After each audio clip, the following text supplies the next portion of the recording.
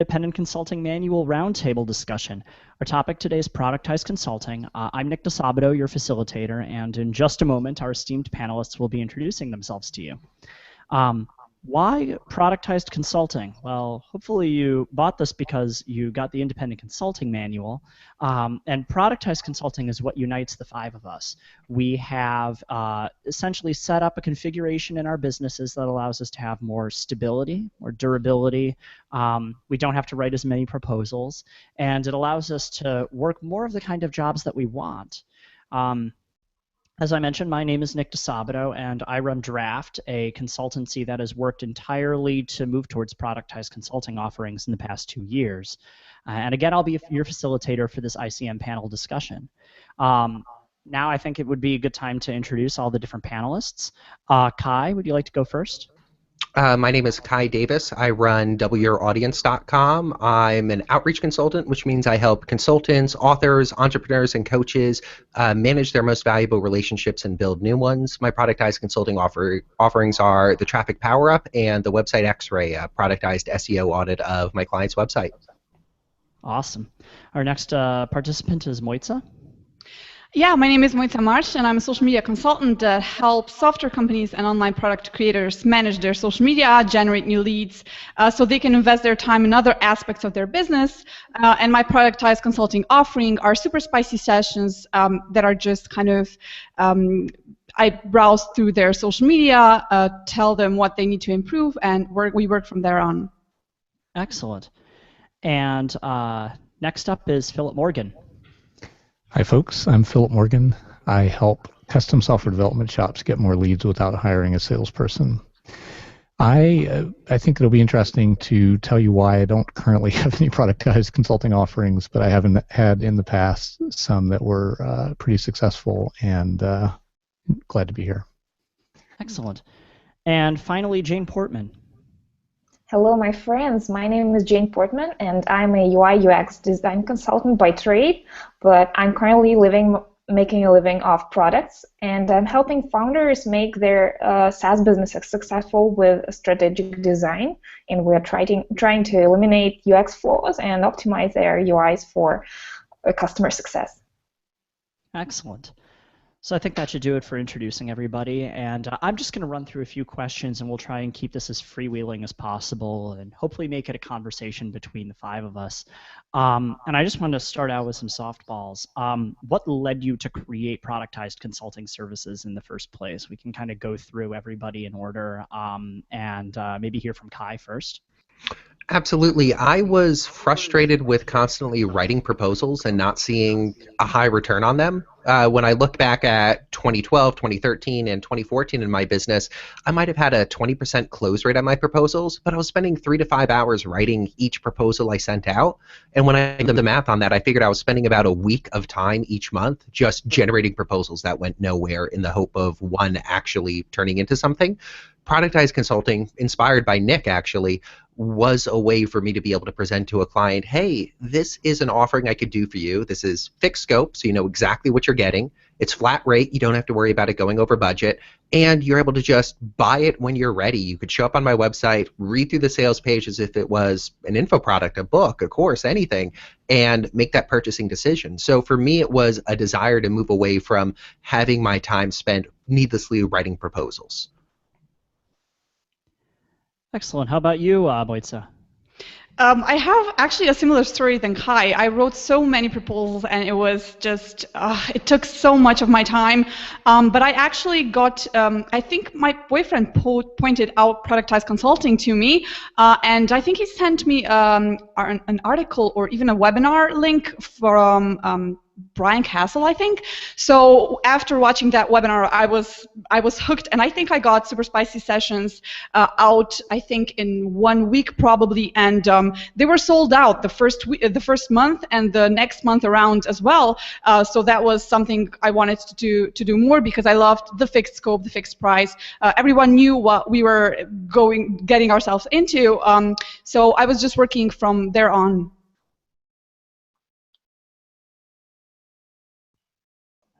Excellent. How about Philip next? I wanted recurring revenue. I wanted it real bad. So, I had never experienced recurring revenue up to the point about 18 months ago when I launched something called My Content Sherpa, which was, a monthly subscription service wherein I would create blog articles and other, content marketing assets and try to help my clients get subscribers on their list. And that was the one thing that really, well, actually, there were two things that drove me to it. That was one of them. The other thing, I think it's kind of an interesting thing that I see with other people who are experimenting with productized consulting. At that point in my business, I had so little clarity about my value proposition. So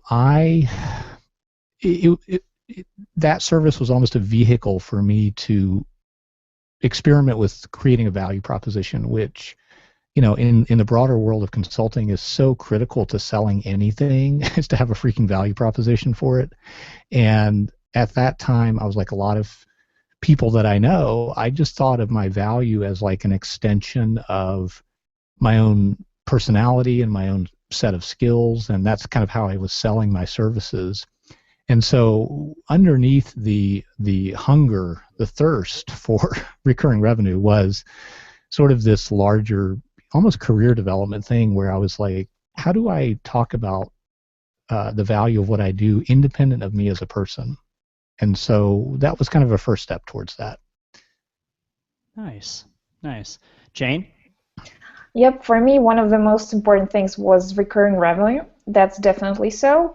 The other thing was to detach my pricing from the time input that I did. So it was nice practice in value-based pricing as opposed to time investment I make.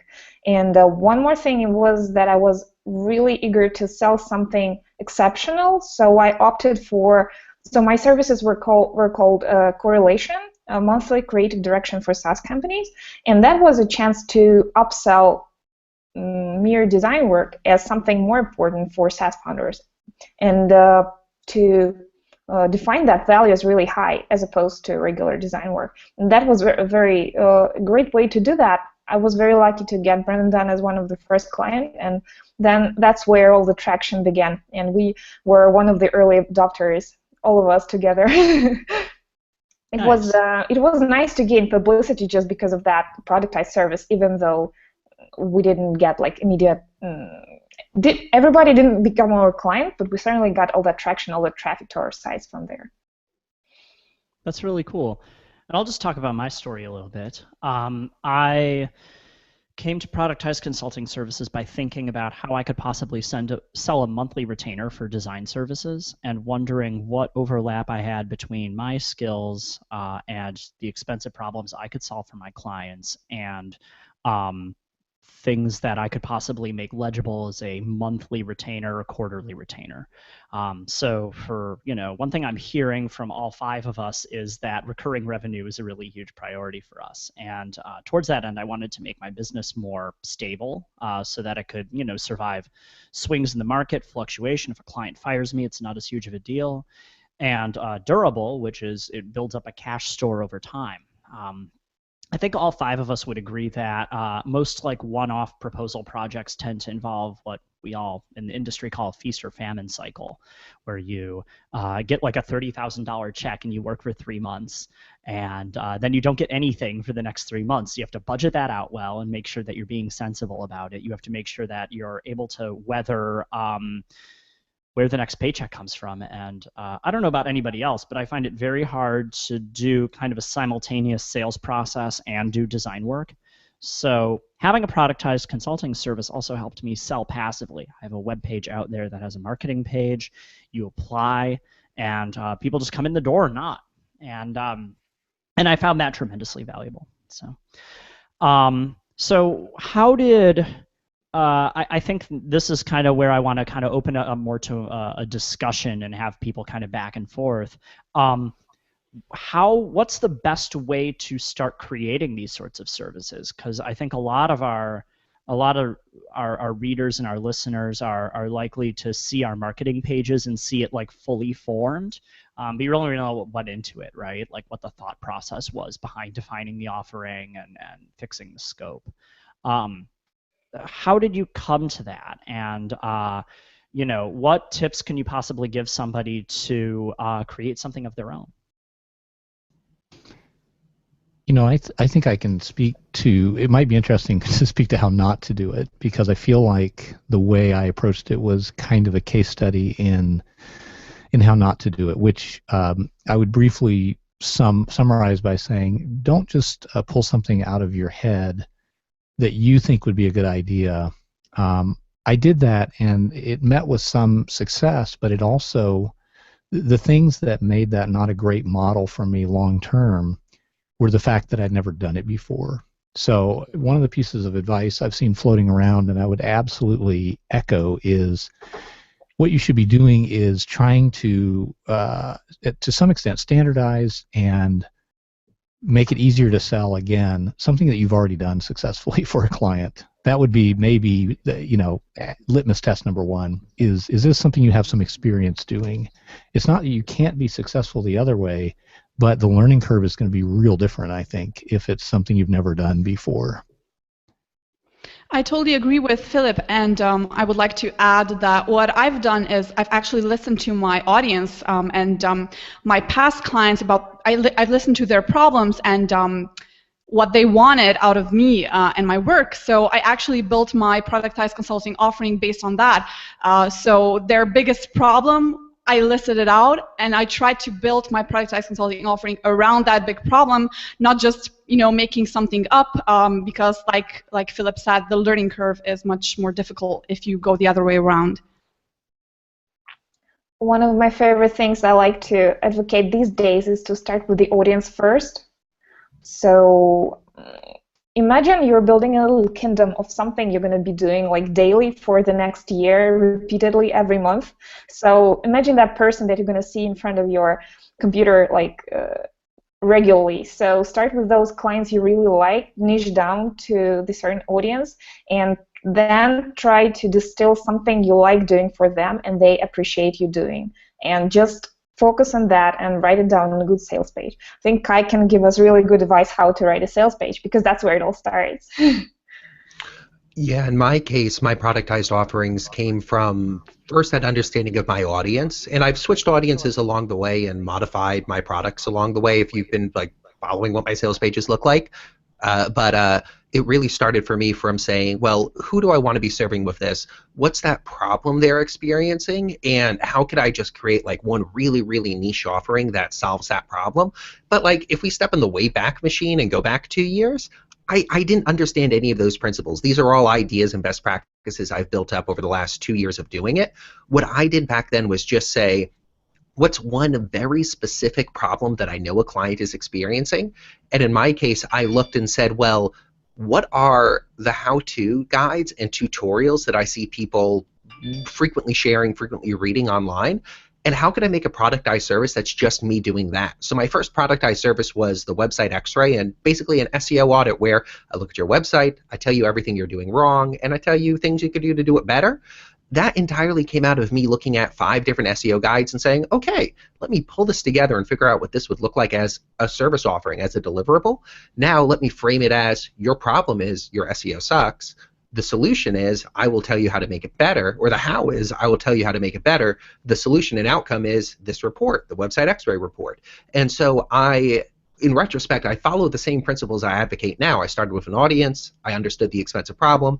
I made a very niche down offering to serve that audience, but I sort of hacked it and shortcut it to start by just looking and seeing, well, what exactly are people already searching for? What problems are they trying to solve? Let me make a service that does that. One thing I'm hearing here is the value of research, and I think it would be interesting to expand a little bit on what that looks like for everybody, because Kai, you just described your process, and I think that's terrific. And for me, A lot of my research came from like reading blog posts on various topics, knowing that A/B testing was kind of blowing up as a thing, and figuring out and kind of turning inward and looking at what I'm good at and what I want to be doing. It was a lot more introspective than I know a lot of typical research processes are for bootstrappers. But the common thread there is that everybody listen to what the problems are that people are feeling in businesses and thinking of solutions to those things. You're starting from the customer first. There's a huge notion of like design thinking going around like Fortune 500 companies right now, where you're starting with the customer's problems and doing a lot of like on the ground research. It's what UX people have been saying for 30 years ended up being true. And I think in a lot of ways we end up applying our work to that. Can everybody kind of can other people kind of riff a little bit on the role of research in this process and whether it's like rigorous or just you following hunches? Like nothing's bad on this front. I'm just kind of curious what form it takes for everybody. I'll again lead with the anti-pattern here. I really, from experience, feel like I did not talk to potential clients enough. So I sort of, in my research, and I did do research, I was aware, Nick, of your service, and that was certainly one of the original inspirations for this idea that, oh, wow, you can create a standardized thing that you sell over and over, and, and all of those elements were clear in your example with Draft Revise. But, and so in adapting those larger elements of how you delivered the service, I failed to talk to any potential clients. And so I based the whole thing I was doing on this concept of I'm going to help you build up authority, and I'm going to help you develop an audience. And after more than 6 months of doing that, I realized that nobody that I want to have as a client needs help with that, or really even wants to do that. They have a different problem, which is called they just want more leads coming in. And the service I was delivering kind of had a little bit of Venn diagram overlap with that problem, but I did not research deep enough into the problem. And I see people do that. I think it's real easy to do that because you get excited about, oh gosh, I could do this and I could do this, and you just fail to talk to anybody who could actually give you their actual experience. So that's the number one mistake that I would urge people to avoid, is even if it's uncomfortable, talk to people. If it's mysterious, if the idea of talking to people is mysterious, and it is for some of us, read the book Lean Customer Development by Cindy Alvarez, and that will give you at least a workable protocol for having productive interview type conversations with people to get information about what would make for a good really what's a painful problem that you could solve for them, or an expensive problem, as we're all kind of want to say. It sounds like, though, as part of your, I don't want to call it a failure, as your first attempt or your first experiment with productized consulting, that led you to the expensive problem that you're currently addressing now through your books and other product offerings. Oh, absolutely. Yeah, I would add that one bit of context, that everything that I did wrong with my Content Sherpa has, I wouldn't want it any other way. It was an accelerated 6-month course in business that was very productive for my business, but it was I learned a lot about what not to do when designing a productized service, for sure. I actually sorry.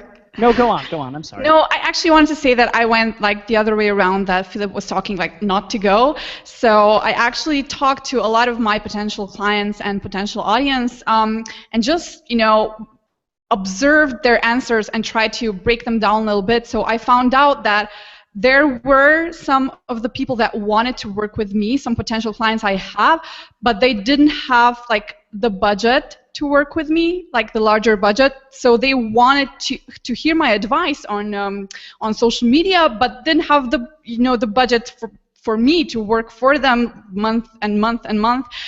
So what I did was, like I said, I developed a productized consulting offering. So I heard that they just want to hear my opinion, have a 1-hour consulting call, where I I have a similar service than Kai does. So what I did was I talked to them, told them what they're doing wrong, told them what they can improve in 1 month and generate new leads, generate new conversions, and that was it. So, but I started with, like I said, listening to my audience, talking with them, just hearing them say, I want to work with you, I don't have the budget, but if I could have like 1 hour consulting call with you, I would pay this and this amount, and that was it. Cool. So I think like we've spent about half of this roundtable already talking about the value of research, and we haven't even talked about like what the actual process looks like as far as fulfillment. So one thing I definitely want to touch on is the actual rigors of fulfilling these services. What are the biggest things to watch out for once you've launched it? What are the things you can do to improve it? And what are the significant differences? We'll ask this question first. What are the significant differences between productized consulting services that you fulfilled in the past and the one-off projects that you've done? And I know we've talked a lot about the benefits and stuff, but like logistically, what are the differences? One of the key benefits here is clearly that you avoid overhead of communicating with client a lot, so that you come into communication with him every month and everything is already set up and he knows the expectations, and everything you have to do is just come up with some kind of new scope for each month. But one of the biggest pitfalls that I hadn't had an idea about when I started is that the client interest, it has a tendency to fail somehow organically after maybe around 6 months. So as a word of warning for everybody who starts, I'd like to give advice to maybe set up the promise to reconsider the engagement after a certain period of time, and give the right to yourself or to the client to cancel legitimately, other than entering into eternal internal promise forever to be together, etc., etc. I think that was quite rare when we started, but I hope we see more of that, because it's more natural for a person to have interest in the fixed time scope, let's say 6 months or 3 months or something. And anything that stretches out eternally is something that just gives boredom and takes hope away.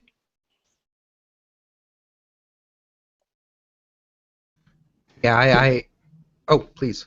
I was going to say, yeah, there are some interesting psychological differences that I bet we could all kind of contribute to defining. It's very different than doing a one-off engagement, that's for sure. But Kai, I interrupted you. Go ahead. I was just going to touch on the similar topic to you, where there is that, and Jane, where there is that distinction between a productized service where we, in a sense, are taking back some of that power. We touched on this in another one of the roundtable sessions on hiring and firing clients, but I think productized consulting empowers you in a lot of ways to be able to make that distinction of whether I want to work with somebody or not, and how you end that engagement.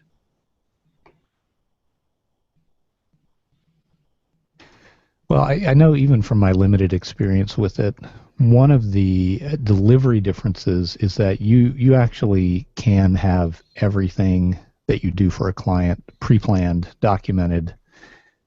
There's probably less improvising it as you go along. And so I know that that the kind of person that can kind of embrace that really can do well with a productized consulting offering, and the kind of person that inherently rejects even a little bit of structure may have a bit of a fight or a learning curve ahead of them. And so that's something to think about on that just brass tacks practical level, is how could you are you using procedures now, and if so, how can you develop even a more thorough usage of procedures as you actually deliver your service. You can't figure it all out ahead of time, so that's not something to worry about.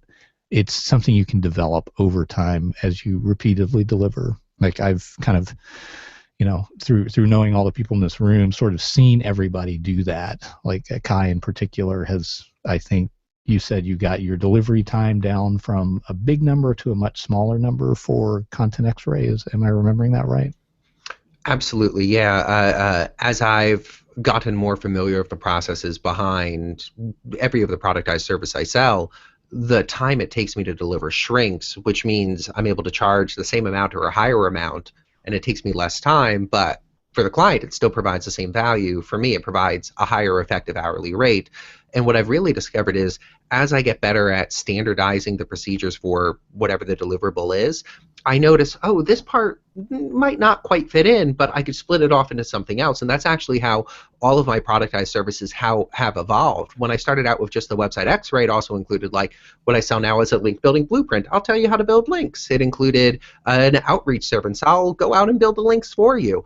I've since said, hey, you know, I put everything in the kitchen sink into the website X-ray. Let me split these off to be more discreet. And suddenly I had a product library that I was able to sell, but I had validated interest the first time I sold it, and it was a bit too comprehensive, but through a rigorous standard operating procedure, it was easy for me to basically fork it and say, hey, this is now two separate services. Let me move forward with them like this.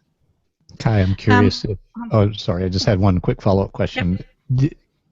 Can you kind of give a sense of, like, did you cut your delivery time by 50% or, and based on that, is there some kind of advice, like maybe you're going to launch your service a little bit underpriced and then, you know, make up for that as you get more efficient, or, you know, that kind of question? What would you say to that? Sure. To put some hard numbers to it, the first time I did a website X-ray SEO audit, it took me, I think, 18 hours to complete from start to finish of like actual hands-on keyboard time. Like this was the first time I did it. I was inventing it as I went through it. Nowadays, if somebody orders it, it's about 6 hours of work total. And that comes from the fact that I now understand the process better. And there's also a lot of reusable material I'm able to share that has value. Just like when you sell an ebook, well, two people buy the ebook, they both get $50 of value out of it.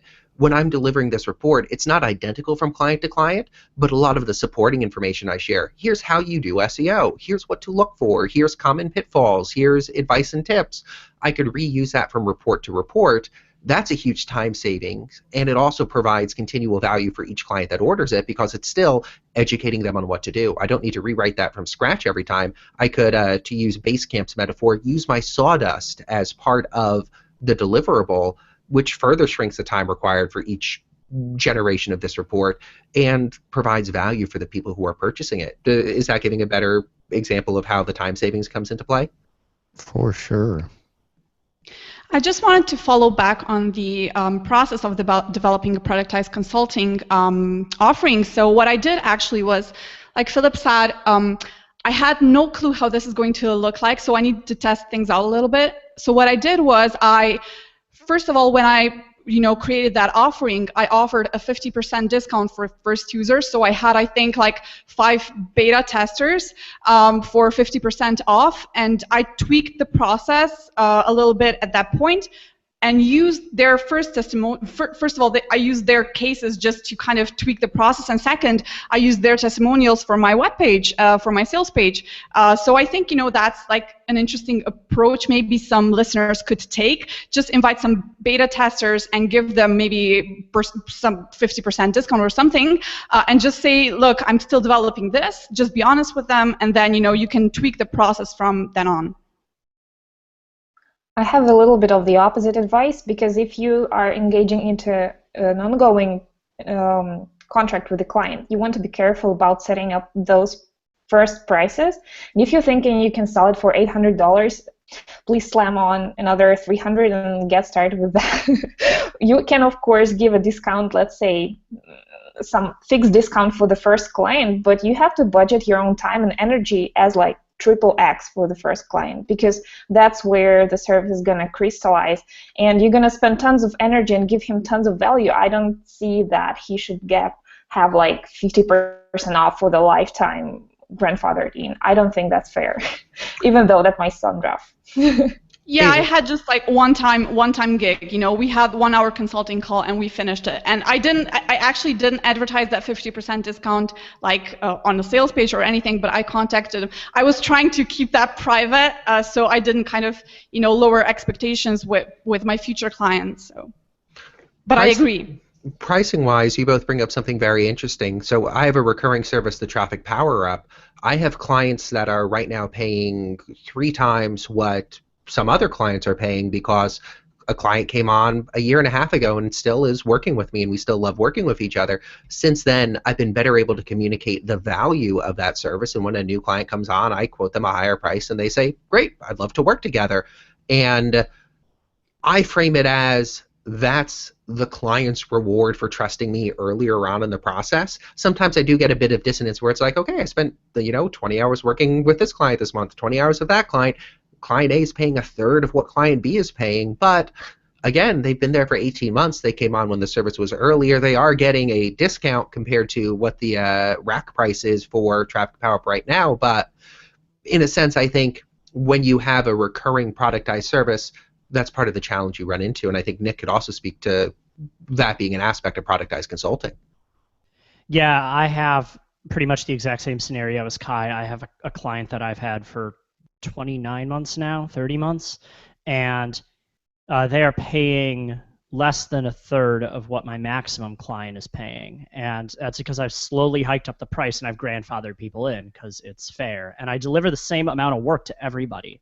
But to the points that have been mentioned earlier about how you get more efficient at delivering something with consistent rigor when you have a productized service, I've gotten faster at doing it. So, even for the cheapest client that I have, I'm still, I don't feel like I'm undercharging myself. I just end up with a lot more money when I'm able to promote the value to other people.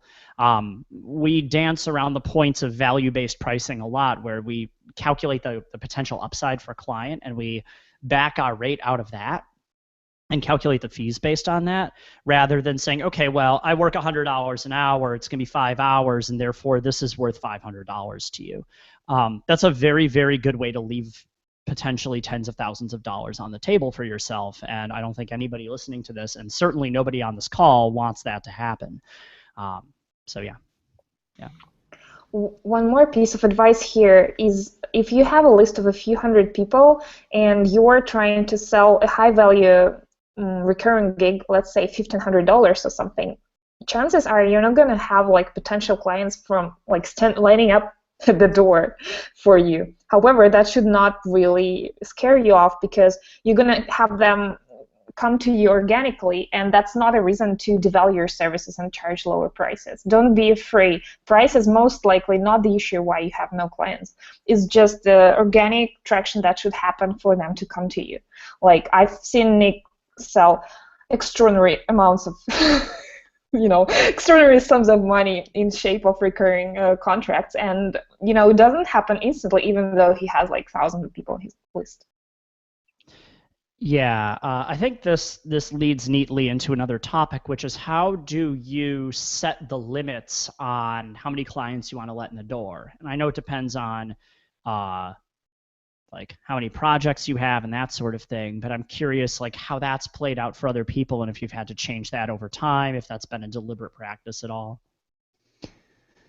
It certainly was for me something where the reality of having, let's say, 10 clients was very different than what I imagined it to be.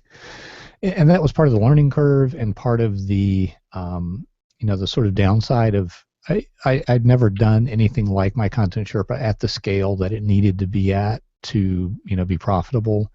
It was just internally much higher touch, a much more complex machine with multiple moving parts than I ultimately wanted to manage. I mean, for me, the sort of gravitational pull of being an independent consultant pulled me away from that model, because that model works great. It's like a virtual agency model is what needed to what I needed to create for my Content Sherpa to be successful, and I just wasn't the guy to do it.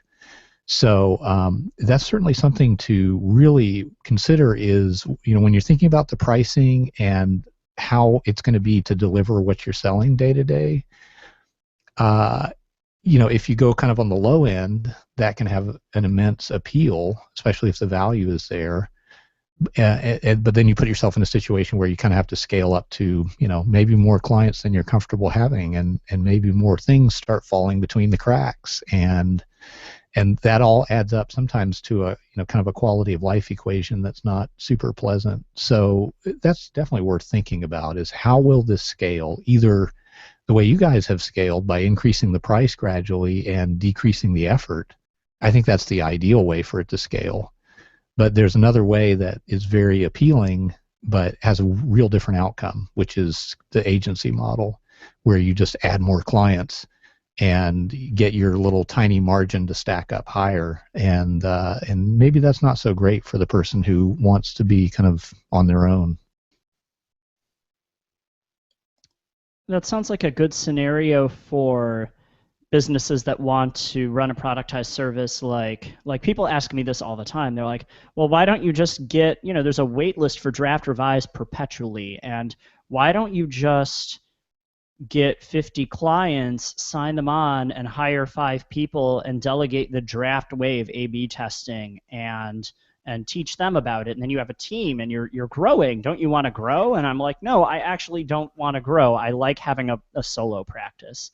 And I mean, if you're reading this or watching this as part of the independent consulting manual, it's the independent consulting manual. Like, you have to be a solo practitioner in order to get a lot of the value out of the book. And so I don't I think that makes sense for a lot of people. I see a lot of folks doing this really, really super well. I'm just not one of them. I don't have the interest in doing it. And you have to ask yourself hard questions about what you want out of your life and what you want out of your business, because they're basically the same thing, and you can call the shots, so why don't you? After a year and a half doing that as a recurring process, I can recommend you probably are going after some kind of lifestyle. For example, myself, I was going after a lifestyle where I have more free time and I can travel. But with recurring clients, it can be tough to get like the vacation time, because it implies a break in your relationship and you don't want it to happen. And clearly a good recipe here is to book yourself maybe half-time or 2/3 at max, so that you can afford those vacations without having to back that time off your clients. And don't book yourself like 80%, because you're gonna burn out after a few months. You're not gonna be happy you're doing that, even though it's the most efficient way of trading your own time for money.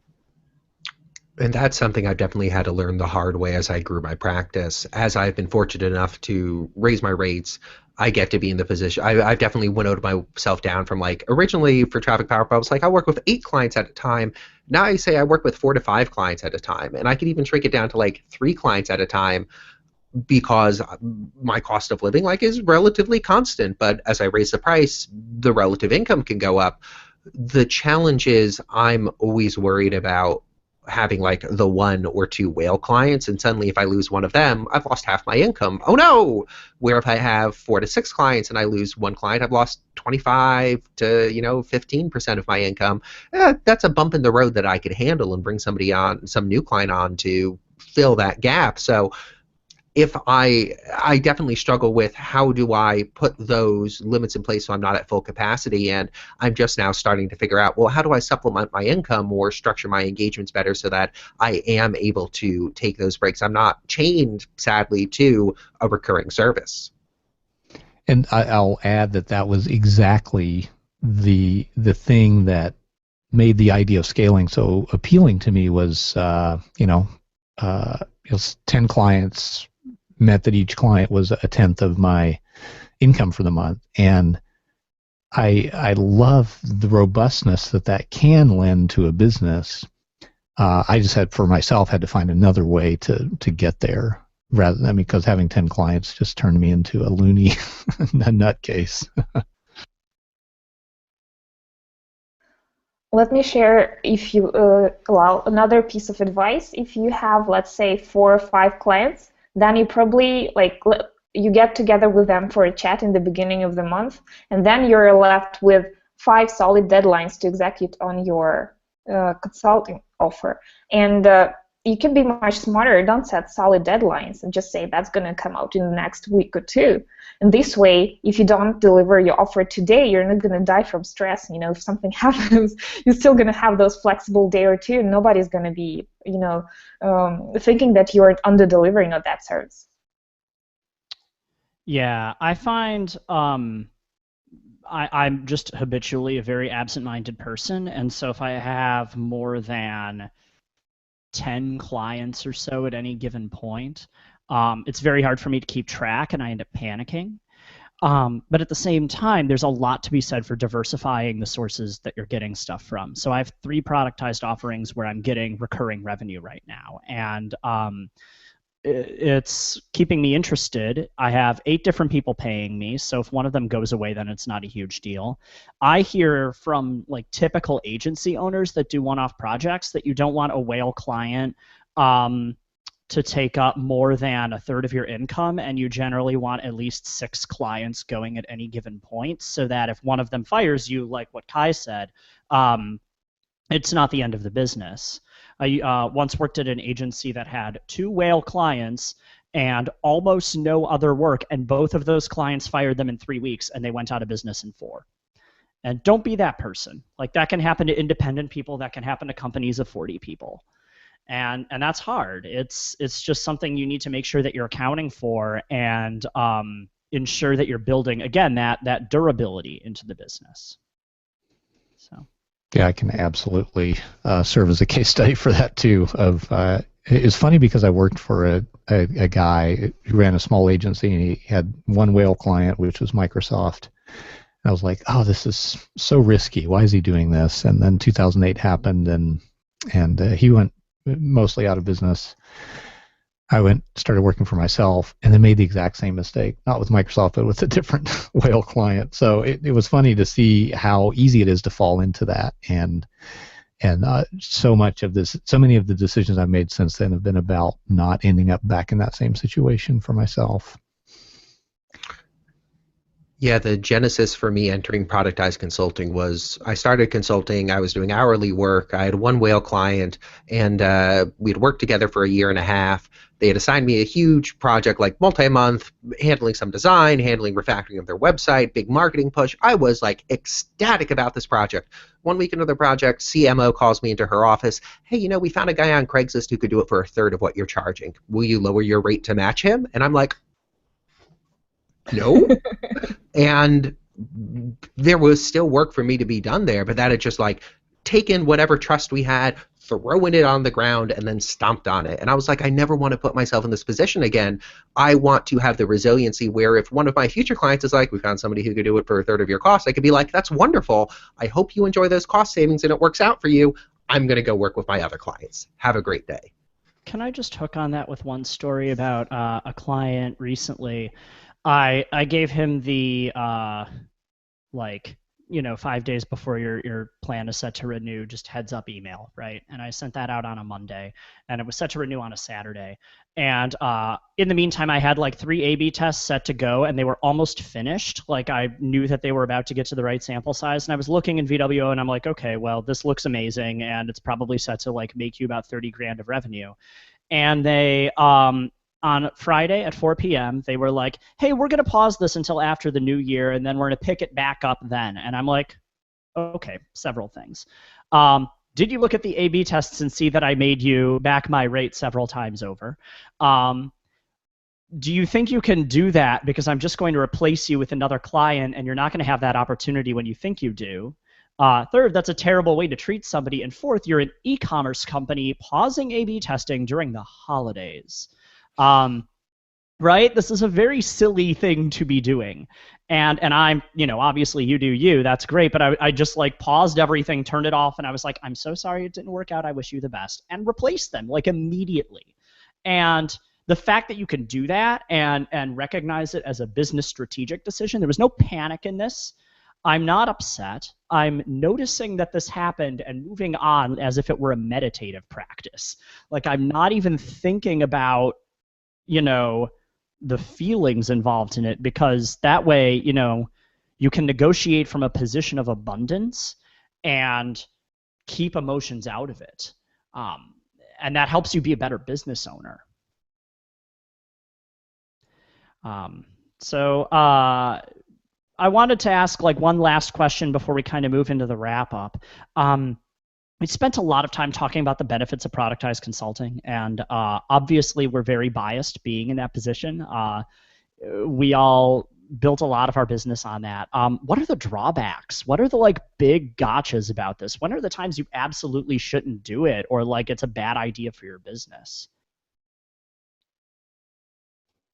I think I've covered a lot of those, so I'm going to let other folks chip in on that. Carry on. I think one of the challenges to keep in mind is the abrupt shift it takes in your mentality and the abrupt shift it takes in how you approach client interactions. And I wouldn't encourage the Kai of 2 years ago or a consultant listening to this today to say, like, go 100% productized consulting, bet it all on black, you're going to win. Like, take small, careful, strategic steps and say, like, I've got, like, ongoing project work, I'm setting up proposals, money's being paid, mouths are being fed, everything's great. I'm going to test productized consulting carefully with one client to avoid any risks. Because when I've launched productized services in the past, like wholesale, sometimes they flop. Like I spent a week on a really, really great sales page and a launch and nobody decided to buy it. Like the risk is the product side of the productized consulting equation. If you're treating this like a product, well, you're launching it, you're selling it, sometimes people are not going to buy it. So what's the contingency plan there? I have nothing to add. I just agree with Kai and Philip. Be careful about piling up recurring obligation upon yourself, because you can easily burn out. And it's nice to have a portfolio of recurring and one-off productized gigs on your, in your spectrum. Because if you want to quit a little bit, if you want to take a vacation, you can keep a couple recurring clients and just, turn off that faucet of work for a while if you want to break. And you're certainly gonna need a break after a while. Yeah, I guess I'll pile on there with the idea of recurring. When you don't control all the variables in an engagement, which is always the case anytime you're working with a client, and you commit to some sort of recurring schedule, if your client gets busy, you need to have an answer to the question, what are you going to do in that case? Are you going to keep charging them and pile up more work for yourself in the future? Are you going to have a stern talk with them? What are you going to do? Because that's a thing that doesn't surface in a one-off project, because the solution there is, well, we'll extend the timeline. The client got busy, I guess we're going to have to drag this out a little longer. So that's another thing that you may not anticipate, that definitely comes to the surface when you're doing something recurring. Yeah, you may, you may drag behind because you're tired or a little bit procrastinating. The client will definitely lag behind because he's busy. And if your recurring obligation drag into another month and drag into the other month, you're going to get depressed. Be careful about that. Even though that's the best way of making money still. True, yeah, it happened to me, and I had, I spent 3 months working an insane amount to dig out from under a backlog that just kind of slowly built up. It's like, a credit card debt. You just kind of don't notice it happening. So, yeah, something to think through ahead of time. One warning I'd say, sort of a warning, sort of a benefit, sort of just a heads up, with recurring productized consulting, you might think that the trick is to get really good at the service you're selling. That's secondary. If you're selling a recurring productized consulting offering, the trick is to get really good at communication with your clients, because you're actually entering into a long-term, everybody's nodding their heads, you're entering into a long-term relationship with this person. And so it's not, hey, it's a 3-month engagement and we're done, and see ya, maybe we'll talk again in 2 years. It's, hey, great, every month we're going to be working together. With my clients, every 2 weeks we have a 30-minute call. And I have clients, like I said, that I'm approaching a year with, and there's been times when they're like, hey, I'm so excited about the work. You, Kai, said, these are the 4 things you need from me. I got 4 other launches this week. It's not going to happen until next month. And it's a process of having that good communication with the client where you're able to say, okay, great, how do we move forward through this? How do we overcome these obstacles? How do we practice good communication with each other so I know what's on your side of the table, you know what's on my side of the table?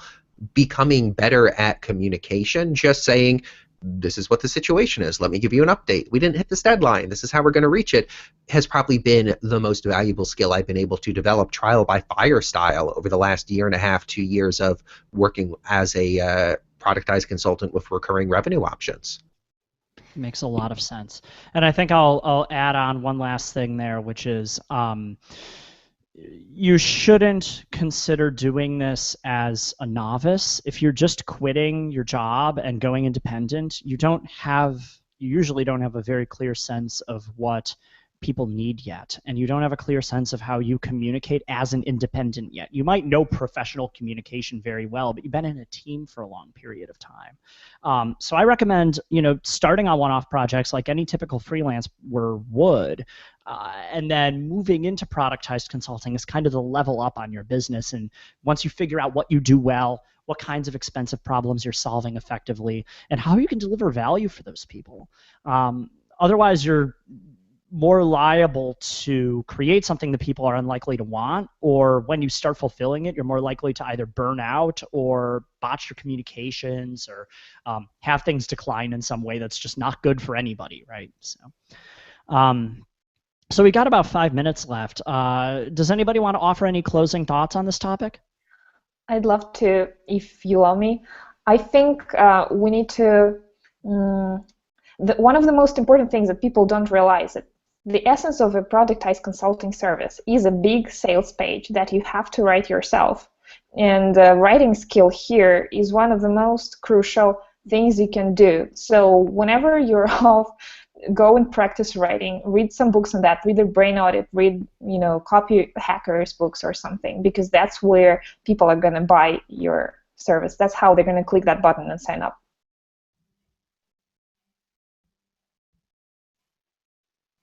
I think, Sorry. I think by way of summarizing, what I've learned, I talk to clients, be realistic about yourself. Don't fool yourself about yourself. Like maybe ask somebody who knows you really well, does this sound like something I would enjoy? Fooling myself when I say it'd be awesome to have 15 clients at once.